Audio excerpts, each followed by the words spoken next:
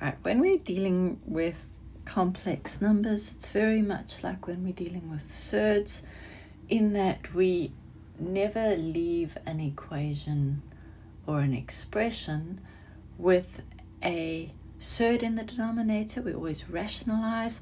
So we're going to do the same with complex numbers. We're always going to rationalize. And the way we do that is that we multiply by a thing called the complex conjugate. And the whole aim of that is to create a perfect square, which then removes the I, because I squared is -1, from our denominator. Okay, let's have a look at what that looks like. So 2 plus I over 2 minus I. Notice I have a complex denominator. So what I'm going to do is I'm going to multiply my first fraction or expression by another fraction, which is what we call the complex conjugate. And it is the same as my denominator that I've got, except that I take the opposite sign.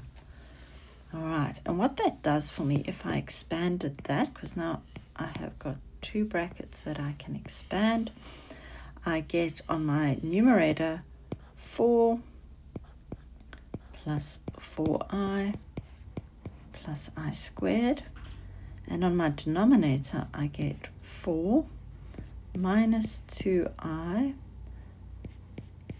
plus 2i minus I squared.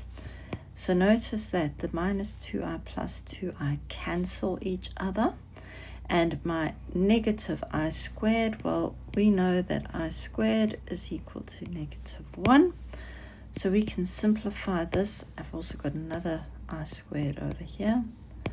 So I've got 4 plus 4i minus 1 over 4 minus -1. And I can simplify that to 3 plus 4i over 4 plus 1, which is 5.